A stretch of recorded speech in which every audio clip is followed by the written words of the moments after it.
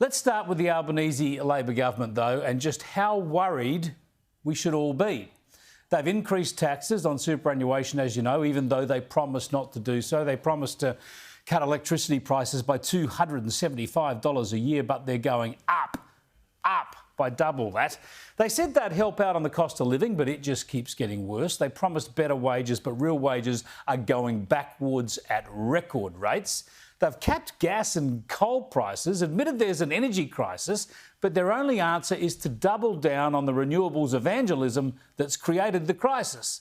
They promised to be a safe pair of economic hands, but now they're talking about remodelling capitalism with a big injection of socialism, even using your super savings to invest in their woke goals.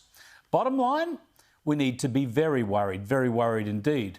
And the more you know about who's running the country, the more alarmed you'd be. Anthony Albanese turns 60 today, and his Treasurer Jim Chalmers shares the birthday and turns 45. The ALP has even set up a web page where you can actually go online. People can leave a birthday message for Albo. So off you go, get online, knock yourselves out. But here's the thing, and this is an obvious fact, one I think we probably all know, but don't really consider often enough. These two blokes, chalking up 105 years on the planet between them today, the two most important people in a government approaching a year in office, well, neither one of them has ever worked outside of politics, outside of the Labor Party. They've never worked in the real world. Two blokes who have been completely immersed in the Labor movement and politics all their lives, from university to the cabinet table. What a horrible recipe for political leadership. They'd know more about caucus ballots than profit and loss sheets. They've counted endless factional numbers, but they've never calculated a cash flow. These blokes don't know what it's like to apply for a normal private sector job, or try and win a promotion through strong performance, or even face the boot when the economy turns south. They simply would not know any of that normal stuff. They've lived in the comfort of union, party and political jobs all their lives. And we wonder why, when they get the levers of power, they don't actually understand how the real world works. I'm reminded of this now infamous social media post by Chris Bowen back in 2019. "We're ready," he said, full of hubris. Well, it turns out they were ready for 3 more years in opposition. But now they are all senior cabinet ministers. And the man missing from that picture, Anthony Albanese, is Prime Minister. Were any of them ready? They've all been political operatives first and foremost since university. The two with the closest to real-world experience are Bill Shorten and Penny Wong.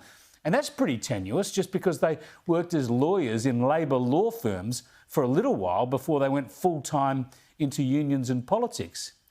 I mean, think about Jim Chalmers, the man at the helm of a $1.7 trillion economy who likes to call himself a doctor. He's never studied economics. He did an arts degree, a comms degree like mine.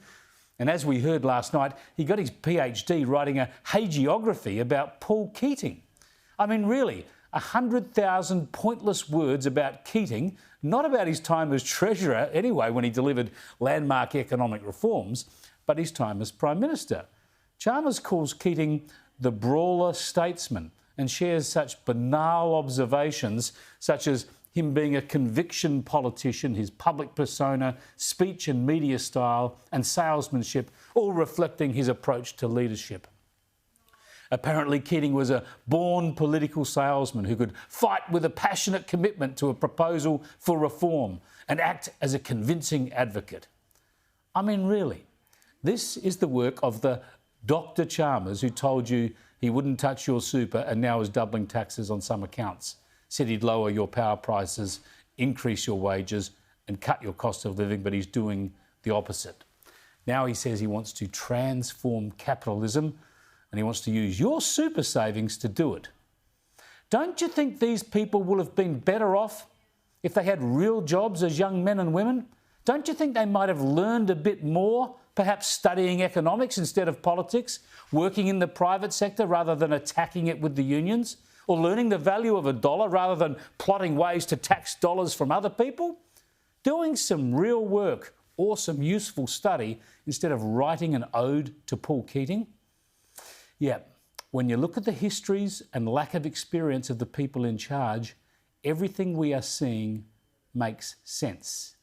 And it means our grave fears are well-founded.